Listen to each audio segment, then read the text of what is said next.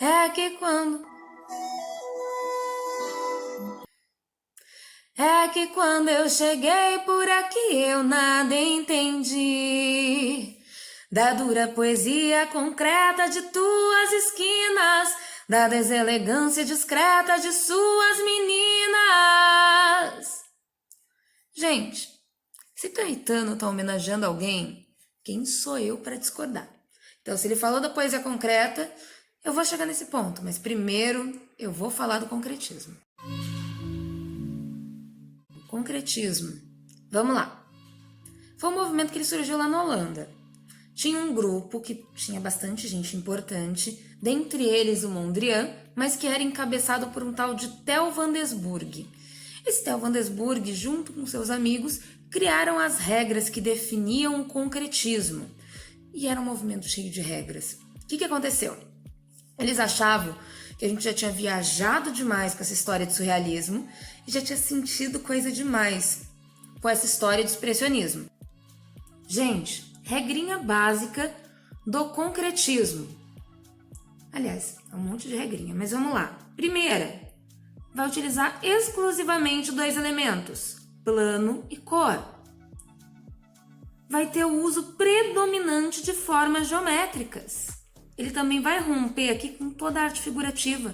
Não é para você reconhecer nada, é para você reconhecer forma geométrica. É uma arte universal. Ela não traz nada que dê para reconhecer de nenhum país. Então, ela é de todos os países ao mesmo tempo. E ela é uma arte que ela é racional, toda feita aqui com cálculo, régua, compasso, tudo medidinho e objetiva. É isso. É um quadrado? É um quadrado. É um círculo e acabou. Não tem o que você ficar viajando. Dentro do concretismo, a gente pode destacar algumas figuras. Uma delas, que foi muito importante até para o concretismo no Brasil, é o Max Bill. O Max Bill, ele foi aluno da Bauhaus, ele era um arquiteto. E aí, vou explicar um pouquinho o que é o Bauhaus para vocês. A Bauhaus foi uma escola toda diferentona que surgiu lá na Alemanha. Ela misturava as mais diversas aulas, o arquiteto ia ter aula de artes, quem sabe uma aula de interpretação e também uma aula de artesanato. Tudo era misturado porque eles acreditavam na formação completa do seu aluno. Eles também prezavam pelos princípios estéticos, pelo racionalismo e pela funcionalidade na hora de produzir os seus objetos. Eles ficaram muito famosos pelos seus designs inovadores e limpos. Voltando ao Max Bill, gente, ele veio para o Brasil em 1951, que foi um ano onde estava efervescendo de cultura no Brasil. E por um acaso foi o ano da primeira Bienal de Arte. A Bienal é uma grande exposição internacional que acontece em São Paulo, de 2 em 2 anos, onde artistas do mundo inteiro são convidados a expor segundo um tema. Nesse ano ele competiu dentro da Bienal e ele ganhou o primeiro lugar por causa da sua escultura chamada de Unidade Tripartida.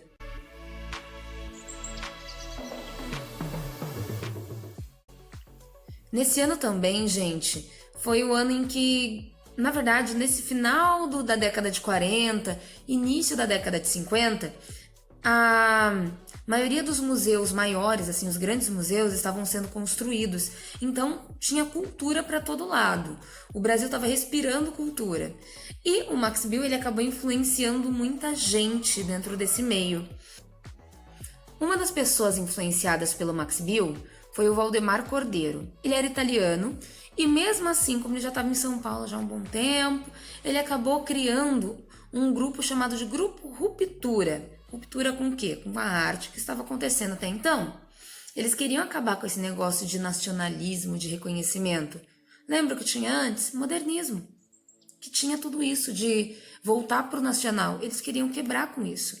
O Grupo Ruptura era de São Paulo e ele seguia as regras rigorosamente. No Rio de Janeiro vai surgir outro grupo, chamado de Grupo Frente. E aí, gente, como todo estereótipo de carioca, não carioca em si, gente, mas como o estereótipo, era mais malandro, não queria seguir todas as regrinhas e acabou usando materiais industriais como chapas, pistolas de ar comprimido para fazer as suas obras. Um destaque desse grupo é o Hélio Oiticica.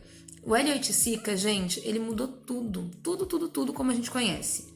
As esculturas dele não eram simples esculturas. Eu vou mostrar um pouquinho para vocês, tá certo? As obras de Hélio Oiticica eram obras de entrar. Obras com paredes sensoriais, chão cheio de areia, de pedrinha, sons, texturas, cheiros. Eram obras de vestir. Ele quebrou toda a barreira da arte, transformando a arte em algo dinâmico, onde o público participava. No final, os dois grupos até se uniram, mas eles tinham ideias muito divergentes, então eles acabaram se separando, mesmo tendo sido um sucesso a exposição que eles fizeram juntos. Mas se você achou que parou por aí, não parou não. Na literatura também tivemos o concretismo acontecendo. Lembra que eu falei do Caetano lá no início? A dura poesia concreta de suas esquinas? A poesia concreta era uma poesia de arte. Ela foi idealizada pelos irmãos, deixa eu olhar aqui na minha colinha, Haroldo e Augusto de Campos e pelo poeta Décio Pignatari. Gente, era poesia para se colocar na parede de museu, ela era desenhada. Eles se preocupavam tanto com o formato da poesia quanto com o sentido das palavras. Seguem as regrinhas. Eliminação de pontuação. Não tinha ponto, não tinha vírgula, não tinha nada. As palavras, quando colocadas, elas tinham que sugerir formas reconhecíveis. Olha que engraçado. Na arte não tinha forma reconhecível, mas na poesia tinha sim.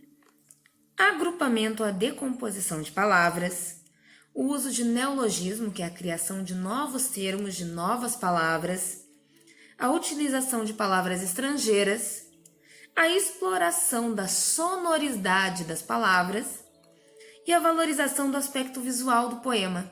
Ele tinha que ser desenhado no final das contas. E dentro desse conteúdo a gente pode citar alguns poetas que foram muito importantes, como o Paulo Leminski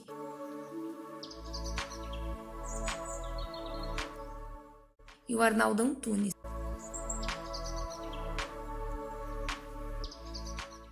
Vocês devem conhecer o Arnaldo Antunes pela célebre Lava outra, lava uma mão, que tá tão em alta agora, né, gente? Lavem as mãos. Façam os exercícios, reparem nas palavras, não deixem para a última hora e bom descanso para vocês.